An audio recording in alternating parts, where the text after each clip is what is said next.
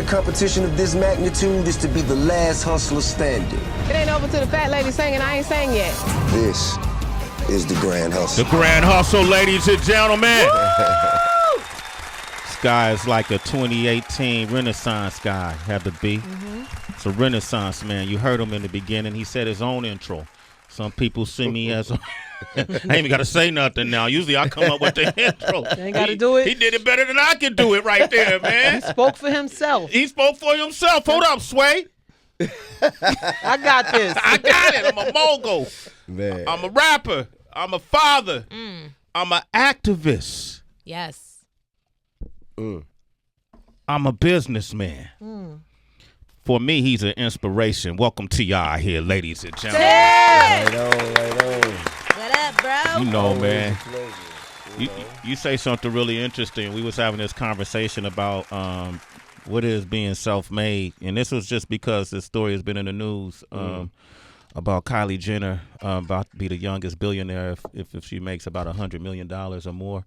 And people are arguing whether or not, because Forbes magazine says she'll be the first self-made youngest. And so her sister, Kim Kardashian, was coming to her defense because, you know, a lot of people were like, how can this be? When did we redefine the term self-made? And Kim said it doesn't matter. She comes from a successful family. She still deserves that title. When I hear you say self-made, is it the same self-made, T.I., you think? No, I mean, when there are a considerable lack of resources, you know, there's a certain level of adjustments that must be made. You know, you got to compensate in other areas, mostly talent and execution. You know what I'm saying? I think that is a different self-made than whatever self-made is being discussed there. Yeah. There's two different kind of self-made. Yeah. Not to knock that young lady. No, not at all. I don't think that's really. I think that's beyond the point. Yeah. I think that's more like to be addressed to whoever wrote the article and not to her. I don't think you should attack her because someone else said something that might not be 100% accurate. That's not her fault. That's not her fault. She didn't write it. Exactly. You know what I'm saying? Yeah. But she did get the $900 million. So, Damn you know, it, you gotta give a round of applause for that. You know? As a teenager. Yeah, absolutely. I think that's super dope. That's super dope. That's what I think about you, T.I. Well, thank you. You know, I've seen this, man. Where were we when where were we? Last time I saw you and I pulled you aside and I said, and then I thanked you, you know, and it was right when a whole incident happened at your property when the security guard. was it BET? Was it Billboard? BET? Billboard Music Award. That's what it was. Okay. And I pulled you aside. You said, why?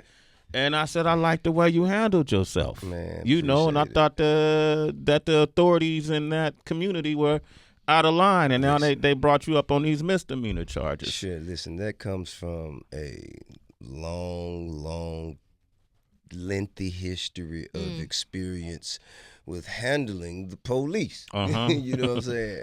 You cannot you got to understand first thing, okay? Most policemen get a kick out of taking you to jail. Just that whole, I know you don't want to go, but I'm going to make you go anyway. Right. So trying to talk them out of going to jail is the first thing. Man, just accept. I'm finna go on down here. Let's get it over with. Don't get the, hey, man, what can I go? Man, why are you locking me up? Man, come on, man. Let's go. You know what I'm saying? And once you get down there, then you can address it. Don't be trying to talk on the scene and all that, because that's what more people get shot at. Yeah, you know? In that conversation. Right, go on down there where the cameras and the other officers and other people at where you can have a discussion and, you know. Yeah, I mean, but and always stay even-tempered. You know what I'm saying? Always speak like calmly and rationally. You know what I'm saying?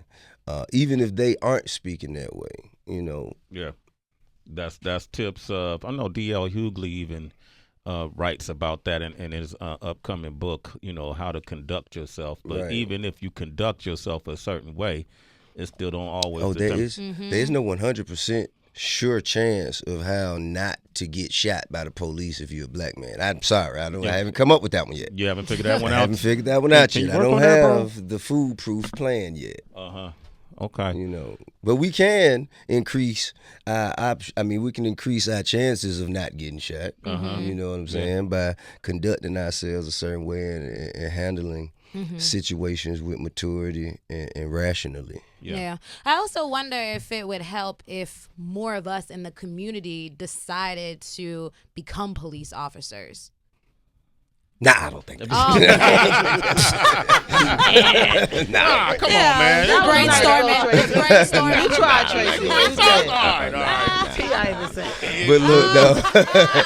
But I mean, I think it says a lot, right? I think it says a lot about, you know, just the climate of racial tension in America right now. Because, mind you, I'm going to my place that I pay $3 million for. Well, Tamika did, but it's half mine. So anyway, and there are hundreds of thousands of dollars of association fees for, you know, security and so on and so forth. It's a golf club gated community, and not just us, but everybody in that community pays for round the clock safety, protection, and services. Right. Okay, I pull up. It's not really even about me not getting in at this point. I pull up. How can I get in? You're sleeping, sir. Yeah. He was asleep? What the hell? Asleep, sir. And that's what you're paying for. Sleep. Now, now, I immediately at first I wasn't even tripping. I was like, because he woke up and he saw me looking at him, and I was like, hey, look, I caught you. You know what I'm saying? but let's just let me in and we'll deal with it later. Who are you and where are you going? Nah. Oh, wait a minute. Okay. Whoa, you got an attitude? And you in the wrong? Nah, bro. Man, but I'ma still give you my name, tell you where I'm going. And after I do that, after you've heard everything you need to hear to do your job, hit the button, raise the gate, and let me go on about my business. I think you are now embarrassed that I caught you sleeping. Yeah. And now you just trying to act out, and I don't know what the strategy was. And I did, and I was upset. You know what I'm saying? And I spoke to him like I was upset. I didn't threaten him, but I did let him know I was very upset. And I left, and when he finally raised the gate after he called, Tamika called, and she said, "Why are you doing it?" You shouldn't be holding him up. And they're talking on the phone, and he tells her, "Who the hell do you think you're talking?" He talking to her like that. Wow. Are you serious, bro? You tripping, home? Yeah. You need to raise the gate, man. You know what I'm saying? So he finally raised the gate, and I walked back because I was hot. And I knock on the window, ask him to step out so we could talk, somewhere over there. In the corner? I just wanted to talk. I wanted to have a private discussion.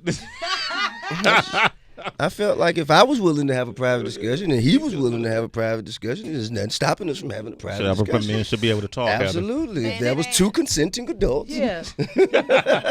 Does he still work there? I ain't seen him. But this is the point. Okay, so this is the issue between a resident and an employee. Okay.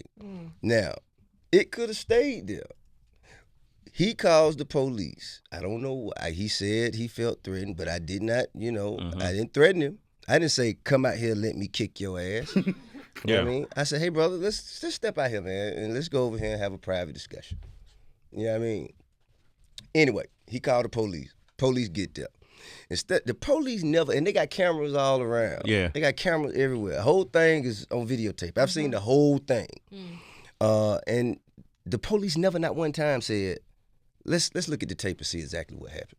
Yeah. So we'll know how to handle this. Nobody, even his superior, when she came, everybody asked him what happened. Asked him, the guy who was sleeping, you're asking what happened? He was asleep. How does he know? What are you doing? I'm the guy who pays the hundreds of thousands of dollars to be here. Yeah. Why are you not speaking to me and asking me what happened?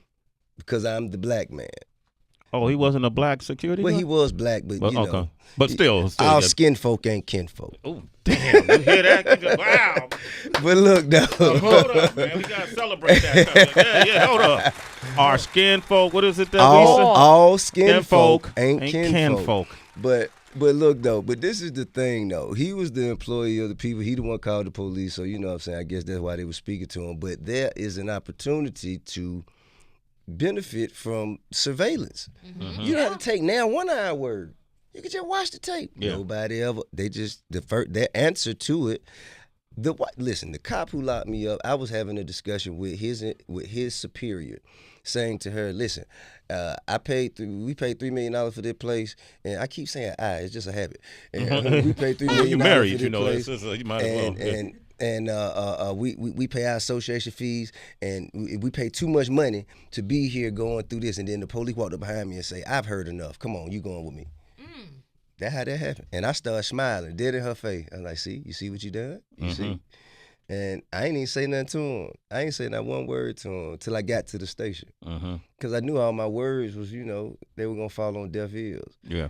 You know what I mean? So that's how that happened. There it is. T.I. broke it down for us, man. And we had the audio. We played the audio because that was released. Hot now. Yeah, and that's what That I was ain't saying. even the worst of it. Yeah.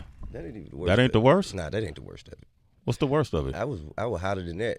Like I had to walk back and cooled off by then. Okay. You know what I'm saying? That was the cooled off T.I.? Yeah, I was cooled off.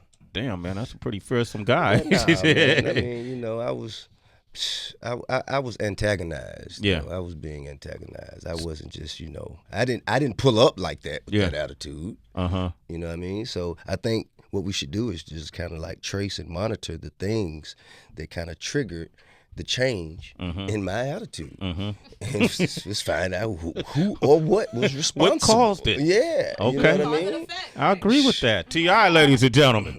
One of the things we saw this interview with Inc. magazine, and you talked about how you wanted to help rebuild the community that you grew up in. Sure.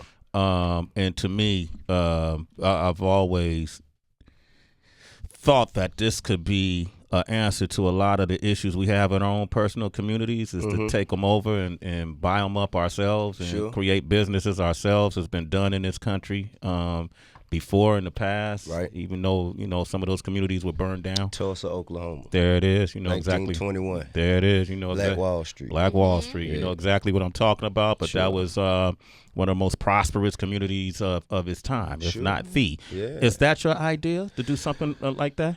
Well, that's extremely ambitious. Okay. I want to start small, one step at a time. And for real, I think that gentrification, at least in my city, I mean, it's a great thing because it revitalizes communities that were once underserved. Yeah. However, what it does, it creates an environment where the natives of this community can't afford to live here anymore.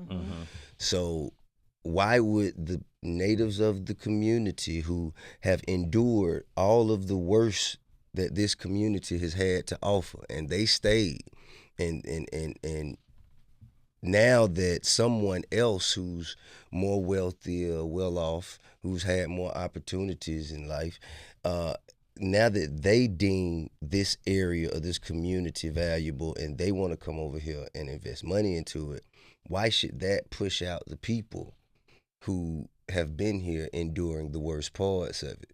So I mean even in like, for instance, let's just say, what do they call it? Like up here in New York, like if you had a place in 1985 and you were paying this much rent, then even in 2000, rent stabilization, the stabilized rent, right? See, that's the kind of thing that people who care about their citizens put in place to protect them and keep this kind of thing from happening. So we've seen in other cities and other areas of the world where this, you could have your gentrification, but you could still, if you care about the natives of the community, you could put systems in place to protect them. But for me, I feel like building affordable housing, aspirational but still affordable housing for people who, from the community and want to stay in the community. They can still be in the community. They can still afford it. How far along have you gotten with this? And are you gonna make offers to friends, business friends, to get in on that? Or I have. I got about 4 or 5 projects going right now. But okay. They're in different phases. You know what I'm saying?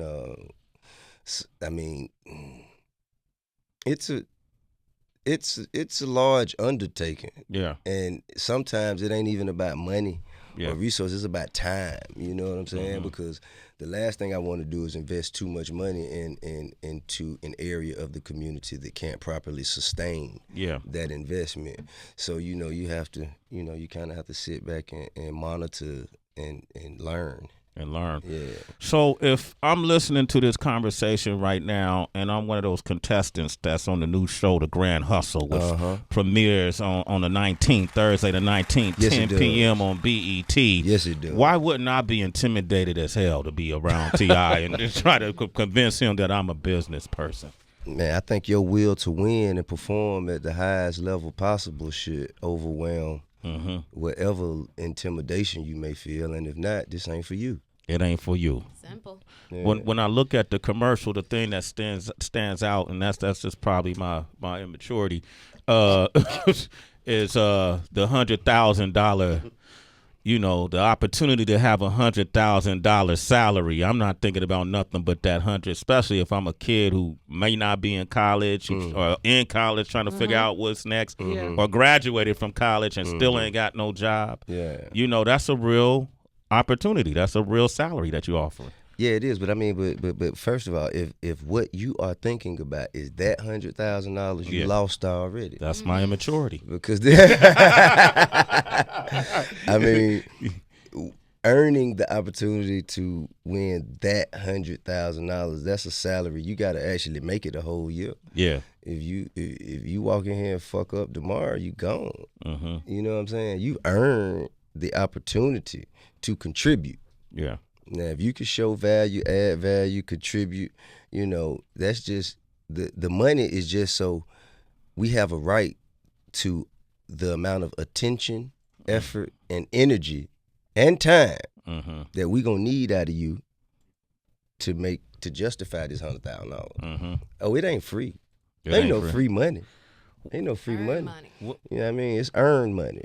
So what have you learned about this? Like, what's the age demographic of the contestants that are on the show? That's a great question that I don't have the answer to. You don't have the answer to that? I do not. Okay. But see, that's the one part of the show I had absolutely nothing to do with. Okay. I did not choose the contestants. I didn't pick. The first time I saw them is when you saw me walk in their room. That was the first time they saw me. First time I saw them. I didn't as much as say, yeah, this one, no, that one. I just let them pick them. And after they picked them, I walked in and we got to it. And y'all got straight to it. Yeah, that's the first time you see me step in that room was the first time we met. That's fair. What house is that? That's a nice house you standing in front of. It's a nice house that I don't own. It's a rented house. Okay. And I will tell you, the one thing that I've learned in being in reality TV is never use your house. Why not? Because you have unwanted guests. Yeah.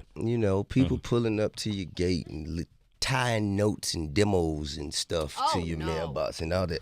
You know what I mean? That kind of thing. That's why we wanted to be in the gated community. You know what I'm saying? And we're not even safe there. Yeah. You know what I'm saying? So. Well, they trying to throw you in jail. You know what I mean? You know what I'm saying? Yeah. What do you do?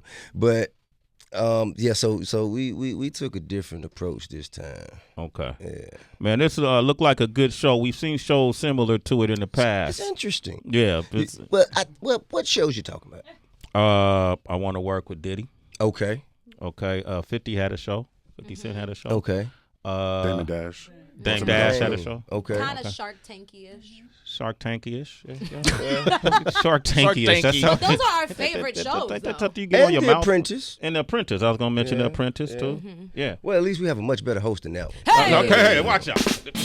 I'm here all night, people. Okay. I mean, I think that all of these shows are unique in their own right. But the thing that is going to separate them more than anything is the approach of the host. How the host actually conducts himself and his business and how he interacts with the contestants. Yeah. You know what I'm saying? Like, that is what is going to make each one different from the next. T.I. is here, man. I'd be remiss if we didn't talk about other aspects of his career. DB's a big fan of your acting career. Last time you were that, here, bro. I asked you if you were going to resume your role in Ant-Man, and you couldn't talk about it because it hadn't been confirmed yet. But now that the movie is in theaters, it has been confirmed by Right Marvel. on. And let's go ahead and take a listen to that. Wow, Dr. Pym. Like who would have thought that once again, in your hour of need, that you would turn to us, you know? Not me. Hey, what's up with the fancy pastry? We gotta keep the food budget down. Well, what are we supposed to have for breakfast? The oatmeal packets. Oatmeal packets. You put some cinnamon, put a little honey, whatever. Guys, come on, man. We got bigger fish to fry. Is that my desk? Yeah.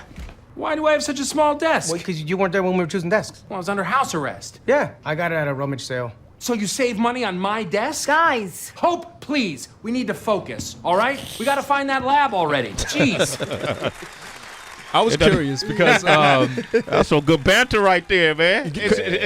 you speaking about people who want to join the Grand Hustle and what they're going to learn, experience, what they're bringing in, and what they're going to get out of it, and things like that. And I'm wondering how that relates to you when you got into Hollywood, and that was an avenue that you weren't necessarily familiar with. What did you have to learn and bring to the table, and kind of, you know what I mean, like in order to earn your way up through the ranks?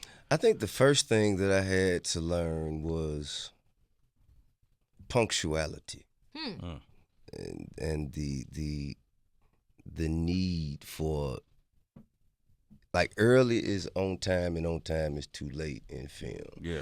And coming from the world of music, what we do, we show up when we show up. The party don't start till we get there. You know what I'm saying? And you know, it's much more of a team effort, and it's more money on the line. And if you show up and you're late and you put off production for however many minutes, hours, or so on and so forth, then that affects a long list of things. You know, there's a huge domino effect to that. So I think that was the main thing. I almost got fired 3 times from ATL. Like, Really? yeah, Wow, how they late? I had to have a real second week. But you got to realize, ATL, man. Yeah. What was this, 2004, 2005? You know, I was just now becoming, you know, like a real multi-platinum T.I., and I just got like a $10 million check, you know what I'm saying?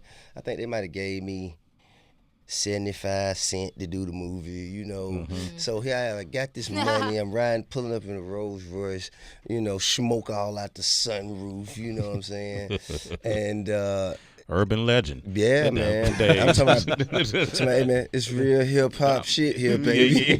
Can't get this nowhere else. You know, it's authentic. You know what I'm saying? So, but it was my first film, and I was number 1 on the call sheet. Like, I was the star of that movie. So there weren't many scenes that they could shoot without me, and I didn't understand that. Like, I ain't, you know. I'm like, man, I'm here, so what's up? You know what I'm saying? And Chris Robinson had to have a real like a I don't want to say a firm talking to, but he let me know, man, hey, listen, man, you can't fuck this up for me, man. You know what I'm saying? This is my first movie too, you know what I'm saying? And all these other people, man, it's it's an opportunity, and if you mess it up, if they fire you, they're not gonna hire nobody else, then that's just over. The movie just over. So I was like, yeah, I guess I'm being selfish. Been on time ever since. Yeah, it was Chris Robinson, Charlie Mack, and my manager, Brian Scher, actually. That was his first interaction with me when he was an agent at ICM. That was like his first job was to fly to Atlanta and tell T.I. he's going to get fired if he don't show up on time. Wow. How'd he do? I did the movie. How's the movie? That movie was great. It's a cult classic. All Right right, on. we got Morris on the line from Florida. Go ahead, Morris. What's poppin'? What's good, team? What's poppin'? What's poppin'? happening, G? What's happening? Hey, Tip, I was always wondering, man, how do you stay so focused with everything you have going on as far as being a parent, as far as being an entertainer, an actor, and businessman? I guess time management, delegation, prioritizing your obligations and responsibilities. You know what I mean? You know, certain things. There's never going to be enough time for everything. Yeah. It never will. Right. So right. you just got to figure out what you got on your plate that you going to, no matter what, make time for. You know what I mean? And once you figure out how to do that and make necessary adjustments whenever necessary, I think it becomes easier. Damn, we got that game right there, Morris. What we're gonna do is we're gonna take transcripts from all of the TI interviews we done. But easier. Yeah. It never gets easy. Yeah. Okay. It just becomes easier. You know what I mean? The sooner you start doing it, the better you get at it. The better you get at it. Yeah. Yeah, we're going to make a book. We're going to do an unauthorized TI book. I'm just going to take all the interviews I've done with you and just put them all together. You know what? That would be interesting, especially since when we first started interviewing and my perspective and outlook on things versus the last ones. I think that would be interesting. That'd be interesting. Yeah, I'd like to hear it. Yeah. It's fun for me to hear it. Brandon is... Yeah, you know, you said something really interesting to me. I'm not gonna recollect when we had the Billboard Music Awards when we were talking about an opportunity you have. I won't get into that. Mm-hmm.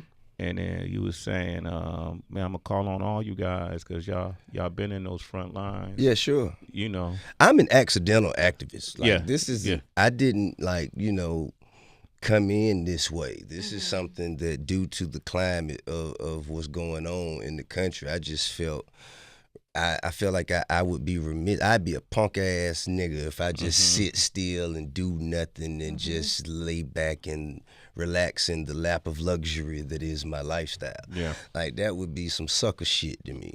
So I mean, I just felt like I couldn't sit still. I could not speak. I couldn't. You know what I'm saying? It just ain't. I couldn't look my kids in the eyes or myself in the mirror. You know what I'm saying? If I kicked it like that, so that's how I got here. So, but now that I'm here, you know what I mean? I'd be remiss if I didn't pull from the pool of experience, knowledge, information, insight that all of you guys, you, Common, Killer Mike, David Banner, you know what I'm saying? Yeah. Y'all been front lines back, you know, when I was, you know what I'm saying, still unaware. That's how you call it, unaware? Sound asleep. Sound asleep, right? Sound asleep. We're going to take one last question. Brandon in Chicago, go ahead. Hey, Brandon. Hey, how you doing? Doing great, man. What's going on? How you doing, King? What's happening with you? Appreciate you. Okay, it's like I'm curious. Okay, everybody with this Black Lives Matter and stuff like that, correct? Okay, y'all speak out when it's a white guy, when a white cop kills a black man, which is statistically low. But where are y'all at when these black men are killing black men? I don't see y'all marching in the streets. Like, I'm out here in Chicago, and it's a white preacher that comes out here and marches in the streets over black people killing black people. Let me ask you a question. 16 incidents, maybe. Yeah, I'm listening. How much, I think that this is the thing, okay? People in communities are going to have discrepancies. There are going to be random acts of violence in every community, and that could increase or decrease depending on the level of opportunities, experiences, and the level of education that this community has to offer the people in it. Now, if there is more of that kind of activity, it is because there is more of a deficit. There's a very decreased level of opportunity, very decreased level of experiences, and a very decreased level of education. So that means everybody in there are kind of, for lack of a better term, fighting for a smaller piece of pie, and there's more people reaching. So quite naturally, that is going to, inevitably lead to some level of aggression or violence, okay? Now, in other areas, with those opportunities, education, and experience and resources, there is white on white crime too. But why is there no such thing as white on white crime? Why is that never addressed? Okay, I think that we are kind of dealing with the environment that we have been placed in. Like, we were placed in a position where we all had to fight for the same small piece of pie when opportunities have been abundant on the other side of town. Now, the better question is, why haven't we marched to the other side of town and say, hey, we need some of these opportunities and some of these resources? Now, I think that is the better question, but you know what I'm saying? I understand, you know, a lot of the things that other people don't understand because I've been in those dire need positions. You know what I mean? So I can't, I mean, I could tell you put the guns down, but I ain't gonna tell you not to go for yours. You know what I'm saying? Yeah. And if somebody try to step across a line and violate something that you've worked hard and earned for, then the Bible say you have a right to defend that with your life. You understand that? So the more people step across lines trying to go for something that ain't theirs, or the more people are willing to step across lines to go for something that ain't theirs, the more of these fatal interactions we'll continue to have. Brandon, thanks for your call, man. You're a citizen, man. We got to wrap it up. Tracy had a quick question. All right, go ahead, Tracy. Really quick. Yeah, Tia, outside of us knowing you for your activism, for your great business moves, for your amazing Instagram commentary, for better or for worse, we've also seen so many headlines about your marriage. You know, different stories about private investigators, what have you. Talk to us a little bit about navigating marriage, the challenges of marriage, and how you're able to be at a good place. I mean, man. T.I. go, yeah. Where you going? I'm gonna be honest with you. Warning. That one question I don't know how to answer. I don't know. You know what I'm saying? You don't leave. I mean, that's it. They don't know what else to do. You know what I'm saying? You buy Mercedes Benz for birthdays. Listen, man, small price to pay for peace of mind. You know what I'm saying? You make sure everybody is happy and satisfied and some kind of way, you know what I'm saying? Don't focus on the bad, focus on the good, you know what I'm saying? But sometimes when everybody else seems to focus on so much of the bad, even when it's not their business, that really bothers me. That bothers you. That really bothers me, you know. The fact that so many people are in my business and they go through the same thing themselves. Right. So many people have comments on my situation when they have far worse situations of their own that they don't handle. They don't take their own advice. And then all these girls who comment and this, that, and the other about me, when they see me, they at me. Yeah. At you. You dig what I'm saying? Yeah. Right. So, like, what are we doing here? Come on, man. Yeah. What y'all fake caring about today? Yeah. Fake Karen. Shout out to Lil Duval. Okay. Lil Duval. Hey, man, give it up for T.I., man. Appreciate you, family. Creator and executive producer of The Grand Hustle, premiering Thursday, July 19, 10 p.m. on BET, man. Come back, hang out with us, bro. Right on. All right. Yeah.